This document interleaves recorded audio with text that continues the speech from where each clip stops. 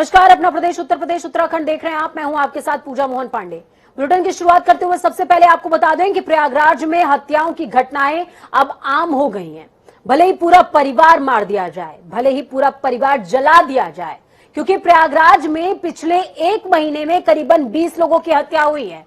और एक बार फिर से एक ही परिवार के 5 लोगों की पत्थर से उनका सिर कूचकर हत्या कर दी गई। हत्या की कहानी यही नहीं रुकती। जब हत्या करने के बाद हत्यारों का मन नहीं भरा तो शवों को जलाते हुए घर में आग लगा दी गई है। और प्रशासन कहां है, प्रशासन की कार्रवाई कहां है? बहुत सारे सवाल हैं जिनके जवाब अभी भी मिलने बाकी हैं। ये खास रिपोर्ट देखिए। दिलाता हूं कि उनको खोज निकाला जाएगा और उनके खिलाफ कठोर से कठोर कार्रवाई की जाएगी। ये घटना काफी सीरियस नेचर की है, जल्द से जल्द इसका सफल अनावरण किया जाए। 5 टीम बनाकर उस पर कार्रवाई की जा रही है। मौके से जो कुछ जानकारी और क्लू मिले हैं उसके आधार पे हम लोग कार्रवाई करेंगे। कार्रवाई कार्रवाई कार्रवाई कार्रवाई का इतना शोर मचा दो कि प्रशासन और कानून व्यवस्था की नाकामी छिप जाए। कार्रवाई का इतना शोर मचा दो कि इन मासूमों का दर्द छिप जाए। कार्रवाई का इतना शोर मचा दो कि महिलाओं के रोने की आवाज दब जाए।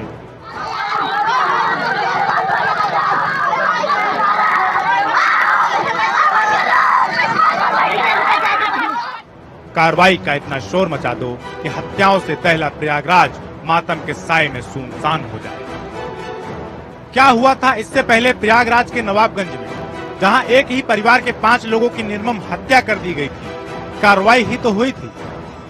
क्या हुआ था प्रयागराज के सराय इनायत के पांडेपुर गांव में, जहां चुनावी रंजिश में एक दरोगा के बेटे की सरेराह गोली मारकर हत्या कर दी गई थी? तब कार्रवाई ही तो हुई थी। और क्या हुआ था फाफामऊ के नयाकापुरा गांव में, जहां एक प्रॉपर्टी डीलर की सिर और चेहरा कूचकर नृशंस हत्या कर दी गई थी? तब कार्रवाई ही तो हुई थी। लेकिन इस कार्रवाई के शोर में भी हत्याओं का सिलसिला लगातार जारी है। धर्म की नगरी प्रयागराज में अपराध हावी है। एक बार फिर प्रयागराज में थरवई थाना क्षेत्र के खेवराजपुर गांव में एक ही परिवार के 5 लोगों की हत्या कर दी गई है। इतना ही नहीं, जब परिवार वालों के सिर कूचकर हत्यारों का मन नहीं भरा तो शवों को जलाने के लिए घर में आग लगा दी। मरने वालों में पति पत्नी, बेटी, गर्भवती बहू और एक 2 साल की पोती है। बताया जा रहा है कि बहू सविता 5 महीने से प्रेग्नेंट भी थी, जिसके साथ रेप करने की भी आशंका जताई जा रही है। प्रयागराज में हुए इस खूनी खेल से प्रदेश की कानून व्यवस्था पर सवाल खड़े हो गए हैं। विपक्ष सरकार पर हमले कर रहा है। अखिलेश यादव ने ट्वीट करते हुए कहा, भाजपा 2.0 के राज में यूपी डूबा अपराध में, ये आज का अपराधनामा है। तो वहीं मायावती ने भी ट्वीट करते हुए कानूनी कार्रवाई की मांग की। पूरे मामले की जांच एडीजी कानून व्यवस्था प्रशांत कुमार ने एसटीएफ को सौंप दी। ये गंभीर घटना है और मुख्यालय एवं शासन की तरफ से भी इसके लिए विशेष टीमों को गठित करने के निर्देश दिए गए हैं। हमारी जो एसटीएफ की यूनिट है प्रयागराज की, उसको भी मौके पे भेजा गया है और पूरी जांच पड़ताल के बाद ही इसमें कुछ कहना उचित होगा। डिप्टी सीएम केशव प्रसाद मौर्य का कहना है कि हत्यारों को छोड़ा नहीं जाएगा, सजा दिलाएंगे। आज की जो घटना है वह भी बड़ी निर्मम और बहुत बर्बर घटना है। मैं इस घटना के जो भी दोषी हैं पूरा भरोसा दिलाता हूं कि उनको खोज निकाला जाएगा और उनके खिलाफ कठोर से कठोर कार्रवाई की जाएगी। कठोर कार्रवाई ही तो होती रही है, तभी एक के बाद एक हत्याओं से पूरी संगम नगरी सज गई है। कठोर कार्रवाई ही तो होती रही है, तभी पूरे परिवार को पत्थर से कूचकर मार दिया जाता है, घर में आग लगा दी जाती है। कार्रवाई ही तो होती रही है, तभी परिवार का एक भी सदस्य न्याय की गुहार के लिए बचता ही नहीं, रह जाती है तो बस कार्रवाई। जनता टीवी के लिए विशाल त्रिपाठी की रिपोर्ट।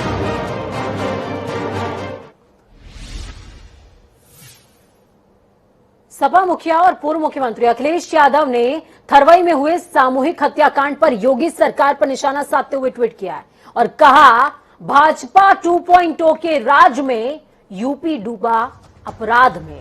आज का अपराधनामा है ये। वहीं दूसरी ओर बसपा सुप्रीमो मायावती ने कहा, उत्तर प्रदेश के प्रयागराज में एक ही परिवार के 5 लोगों की निर्मम हत्या किए जाने की खबर अति दुखद, निंदनीय, चिंताजनक, सरकार घटना की तह में जाकर दोषियों के खिलाफ सख्त कानूनी कार्रवाई सुनिश्चित करे।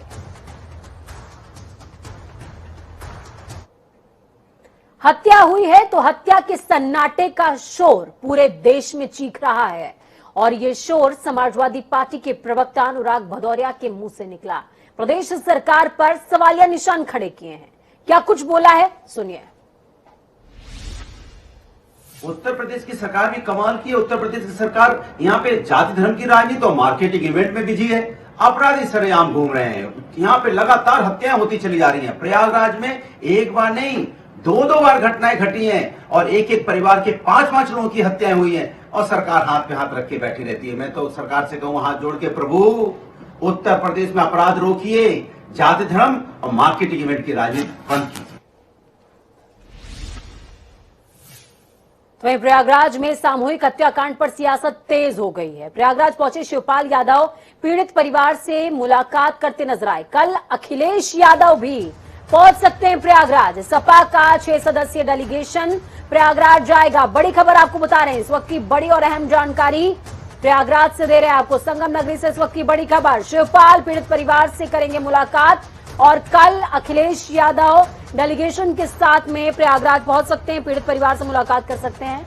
कौन सा परिवार? वो परिवार जो खत्म हो चुका है, वो परिवार जिसमें कोई बचा ही नहीं, वो परिवार जिसकी चीखें सुनाने के लिए, जिसका दर्द बयां करने के लिए एक भी आवाज नहीं रह गई है। चलिए ग्राउंड जीरो का रुख करते हैं। आनंद राज हमारे साथ में जुड़े हुए हैं ग्राउंड जीरो से। आनंद, क्या कुछ अपडेट है? क्योंकि प्रयागराज में जिस तरीके से नृशंस हत्याओं का दौर चल पड़ा है वो रुकने का नाम नहीं ले रहा है और प्रशासन की तरफ से हिस्से में जनता की सिर्फ कार्रवाई का आश्वासन आ रहा है। मामला नहीं है। जब गंगा पार ये तकरीबन 1.5 से 2 साल में तक कई परिवार, मतलब पूरा का पूरा परिवार खत्म हो गया। अब इस हफ्ते की बात करें, यानी इस 2 हफ्ते की बात करें, तो अगर हत्याओं की बात करें तो कुल 12 लोगों की हत्या हुई है और वो भी गंगा पार में हुई है। 8-5 लोगों की हुई है। इससे पहले जो हत्या हुई तो उसका खुलासा ठीक तो हो भी नहीं पाया था कि पुलिस को अपराधियों ने एक नई चुनौती दे दी और यहाँ पर भी एक आपराधिक घटना को अंजाम दिया है जिसमें एक परिवार के 5 लोगों की हत्या हुई है। इस पूरे मामले में जो पुलिस के आला अधिकारी है, चाहे डीएम है, ये सभी मौके पर मुआयना कर रहे हैं, लेकिन घटना की असल वजह क्या है इस पर नहीं पहुंच पा रहे हैं, क्योंकि ये घटना किसने की, किस लिए की गई, इसके पीछे कौन लोग थे, ये बातें अभी साफ नहीं हो पाई है। हालांकि इस पूरे मामले में राजनीति तेज हो गई है। सबसे पहले उत्तर प्रदेश यानी बसपा की जो सुप्रीमो मायावती ने ट्वीट किया, उसके बाद अखिलेश यादव, उसके बाद कांग्रेस पार्टी, यानी सारी पार्टी मैदान में टूट गई है और मौजूदा सरकार को कानून व्यवस्था के मामले में लेकर घेरने लगी है, क्योंकि ये हत्या एक परिवार की जुड़ी हुई है और ये पूरा परिवार खत्म हुआ है। ऐसे में ये पूरा मामला अब पुलिस उसको पूरी तरीके से सॉल्व आउट करने के चक्कर में है, मतलब पूरी तरीके से उसको घेर रही है। सारे एविडेंस। आनंद, मैं आपसे ये समझना चाहूंगी, देखिए पहले जो मामला हुआ और अभी का जो मामला है, इसमें पुलिस क्या एंगल खोज रही है? क्या परिवार की किसी के साथ में कोई आपसी रंजिश थी जिसका खामियाजा उन्हें भुगतना पड़ा? क्या पूरा मामला है? अभी तक क्या जानकारी आप जुटा पाए? देखिए, ये प्रयागराज का गंगापार इलाका, इस परिवार में जो जांच के दौरान पुलिस बार एक बात कह रही है कि ये पारिवारिक आपसी रंजिश है, लेकिन जो पुख्ता चीजें सामने आनी चाहिए थी कि ये हत्या आखिरकार बेरहमी से कत्ल हुआ है, आग लगा के उस सबूत को मिटाने की कोशिश की गई है, उसके पीछे कौन लोग हैं ये सही से अभी जानकारी नहीं मिल पाई है। फिर भी एक बात निकल के सामने आई है कि ये पारिवारिक या किसी से लड़ाई का मसला है, उसी पे ये हुआ है। पुलिस इसी एंगल पे जांच कर रही है। फिर भी पुलिस अभी का ये कहना है कि इस एंगल के अलावा कोई तीसरा तो इन्वॉल्व नहीं है, उसको भी लेकर वो लोग जांच कर रहे हैं। जी पूछा। बहुत शुक्रिया आनंद, हमारे साथ जुड़ने के लिए, अहम जानकारी ग्राउंड जीरो से साझा करने के लिए। तो आपने देखा समझा किस तरीके से पुलिस पूरे मामले की तफ्तीश कर रही है, लेकिन क्या वाकई उस तह तक पहुंचने की कोशिश है जिस तह तक पहुंचना जरूरी है? उस तथ्य को खंगाला जा रहा है जिस पर नजर जानी जरूरी है? बहुत सी वो तमाम ऐसी चीजें हैं जिस पर अभी पुलिस को काम करने की जरूरत है।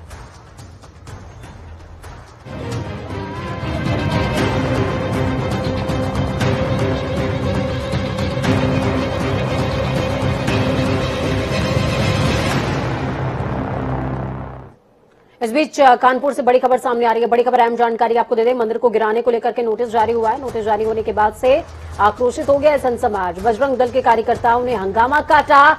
एसपी समेत कई थानों की जो फोर्स है वो मौके पर मौजूद है। पुलिस हंगामा कर रहे लोगों को समझाने में जुटी हुई है। नवाबगंज थाना क्षेत्र का ये पूरा मसला, जहां पर बजरंग दल और लोगों में आक्रोश, किस बात को लेकर के मंदिर को गिराने का नोटिस जारी हुआ है। अभिनव हमारे साथ में फोन लाइन पर जुड़े हुए हैं। अभिनव, मस्जिद का लाउड स्पीकर उतरवाएंगे, लेकिन अगर मंदिर गिराने का नोटिस जारी हो गया तो हंगामा काटेंगे। जी बिल्कुल, आपको बता दूं कि नगर निगम ने ये 3 धार्मिक स्थलों पर नोटिस चस्पा कराया है और तीनों को ही अवैध तरीके से निर्माण दिखाया और 3 दिन का समय भी दिया है कि इनमें जो मूर्तियां हैं, भगवान की जो मूर्तियां हैं, इनको कहीं और स्थापित कर लिया जाए, तो इसके बाद जो मंदिर को लेकर अवैध अतिक्रमण हुआ है इसको गिराया जा सके। लेकिन जैसे ही ये नोटिस चस्पा हुए वैसे ही संत समाज और बजरंग दल के कार्यकर्ता आक्रोशित हो गए। ये सुबह से ही हंगामा इन्होंने करना शुरू कर दिया था और जैसे जैसे दिन होता गया इनकी संख्या बढ़ती गई और जब ये ज्यादा संख्या में हो गए तो इन्होंने सड़क जाम कर हंगामा करना शुरू कर दिया। और जब 2 सर्किल के एसीपी और दोनों ही सर्किल का पुलिस फोर्स वहां पर मौके पर पहुंचा तो बजरंग दल के कार्यकर्ताओं ने वहां पर सड़क जाम करके सड़क पर ही हनुमान चालीसा का पाठ शुरू कर दिया। जिसके बाद पुलिस ने काफी जब इनको समझाया है तब जाकर कहीं बजरंग दल के कार्यकर्ता माने हैं और सिर्फ इस बात पर माने हैं कि वे सोमवार को नगर आयुक्त के सामने फिर से एक बार अपनी बात रखेंगे और मंदिर का एक भी ईंट नहीं हिलने देंगे और अगर कुछ होता है तो फिर उसके आगे वो और उग्र प्रदर्शन करेंगे। ठीक है, बहुत शुक्रिया अभिनव हमारे साथ जुड़ने के लिए, हम जानकारी साझा करने के लिए। तो अभिनव जुड़े जिन्होंने साफ तौर पर बताया कि किस तरीके से मंदिर निर्माण, माफ कीजिएगा, मंदिर को गिराने को लेकर के जिस तरीके का नोटिस चस्पा हुआ है, हालांकि अवैध स्थान पर बना हुआ है। और भारत देश के अंदर तमाम ऐसी जगहें हैं, तमाम ऐसी जमीनें हैं जिस पर धर्म का दुरुपयोग करते हुए मंदिर के अधिग्रहण के लिए, माफ कीजिएगा, भूमि के अधिग्रहण के लिए मंदिर, मस्जिद, गुरुद्वारे बनाए गए हैं। और इसमें कोई दो राय नहीं है कि इन स्थानों को खाली किया जाना चाहिए। इन अवैध संपत्तियों पर स्कूल स्थापित कीजिए, इन अवैध संपत्तियों पर वो तमाम चीजें स्थापित कीजिए जो जनता को सीधे तौर पर लाभ पहुंचा सके। तो वहीं कोरोना वायरस संक्रमण के दौर में इस महामारी से बचने के उपाय को लेकर विश्व भर में चर्चा का विषय बने उत्तर प्रदेश ने सीएम योगी आदित्यनाथ के नेतृत्व में प्रदेश के 31 करोड़ से ज्यादा लोगों को कोविड का सुरक्षा कवच दे दिया है। इतनी बड़ी संख्या में लोगों को सुरक्षा कवच देने वाला उत्तर प्रदेश देश का पहला राज्य बन गया है। इस पर योगी आदित्यनाथ ने ट्वीट करते हुए कहा कि आज उत्तर प्रदेश 31 करोड़ से ज्यादा कोविड डोज का सुरक्षा कवच प्रदान करने वाला देश का प्रथम राज्य बन गया है। ये जीवन रक्षक उपलब्धि आदरणीय प्रधानमंत्री जी के कुशल मार्गदर्शन व स्वास्थ्य कर्मियों की प्रतिबद्धता से हासिल हुई है। कोरोना पर विजय के लिए आप भी अवश्य लगवाएं जीत का टीका। तो यूपी में एक बार फिर से कोरोना के आंकड़ों में बढ़ोतरी शुरू हो गई। दिल्ली एनसीआर की बात की जाए तो जिले में सतर्कता बढ़ती जा रही है, लेकिन लोग बिना मास्क के बाजारों में अभी भी घूमते नजर आ रहे हैं।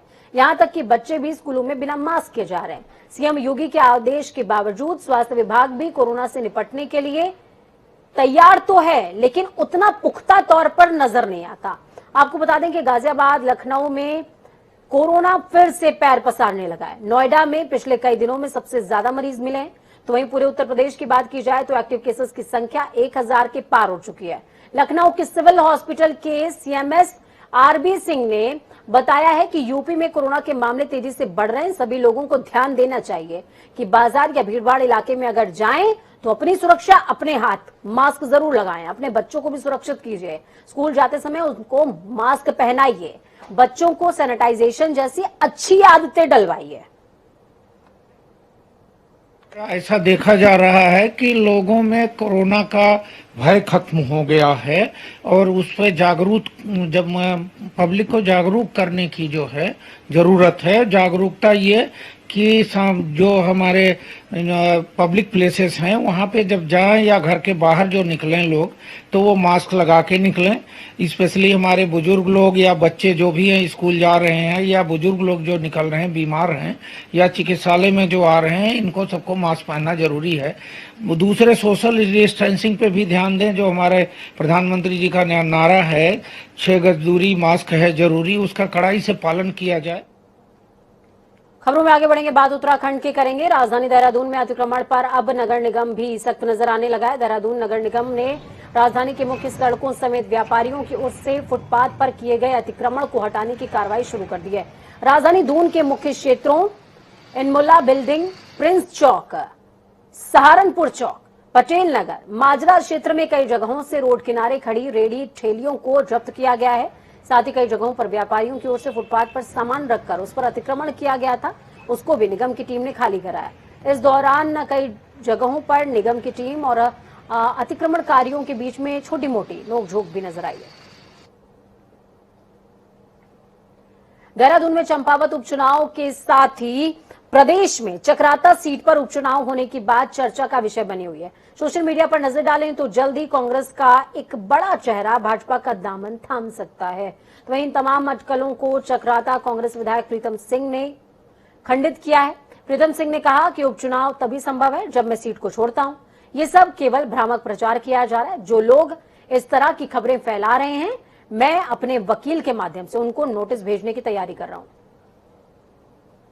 मैं किसी के माहौल बनाने से कोई फर्क नहीं पड़ता, और जिन मीडिया के हमारे साथियों ने ये खबर चलाई है उनके पास सोर्सेज हैं तो बताएं, सार्वजनिक करें।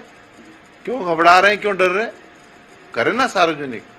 उन्होंने तो, कई लोगों ने तो ये भी दावा किया कि जो बड़ा चेहरा जा रहा है उन्हें यहाँ के प्रभारी से भी मुलाकात कर दी और प्रदेश के अध्यक्ष से भी 3 बार मुलाकात कर दी। तो सार्वजनिक कर दो ना भाई, जब इतनी डिटेल उनके पास है, और नाम सार्वजनिक करके देखे तब पता चलेगा। चारधाम यात्रा को लेकर पर्यटन मंत्री सतपाल महाराज ने समीक्षा बैठक करी है। बैठक में स्वास्थ्य, परिवहन, पर्यटन, लोक निर्माण के साथ ही पुलिस और जिला प्रशासन के अधिकारी मौजूद रहे। इस दौरान सतपाल महाराज ने कहा, बेहतर तरीके से चारधाम यात्रा का संचालन हो, इसके लिए सभी अपने अपने विभागों में सुधार करते हुए कार्य योजना तैयार करें। सभी यात्रा में मास्क को अनिवार्य किया गया है। साथ ही यात्रा मार्ग में जाम की स्थिति से निपटने के लिए पुलिस और पीडब्ल्यूडी को मिलकर काम करने के निर्देश दिए गए। और पीडब्ल्यूडी की बड़ी बैठक रही, इसमें सभी विभाग उपस्थित रहे और इसमें हमने बड़े ठोस निर्णय लिए हैं। मास्क मैंडेटरी रहेगी, कंपलसरी रहेगी। जो भी यात्रा करेंगे मास्क पहन करके जाएंगे, सैनिटाइजेशन होगा। नेता प्रतिपक्ष यशपाल आर्या ने राज्य सरकार के 1 महीने का कार्यकाल पूरा होने पर राज्य सरकार पर जमकर निशाना साधा है। हल्द्वानी में नेता प्रतिपक्ष यशपाल आर्य ने प्रेस कॉन्फ्रेंस करते हुए कहा, सरकार का 1 महीने का कार्यकाल बेहद निराशाजनक रहा। सरकार के पास राज्य के विकास के लिए कोई रोड मैप है ही नहीं। अगर रोड मैप होता तो सरकार राज्य के अंदर इतनी भारी बिजली कटौती नहीं करती। रोजाना उत्तराखंड के अंदर 4 से 6 घंटे की बिजली कटौती हो रही है। तो जंगलों में लगी आग को लेकर उन्होंने कहा कि उत्तराखंड के जंगल जो हैं वो धधक रहे हैं, लेकिन राज्य सरकार है जंगलों में लगी आग को लेकर गंभीर नहीं है।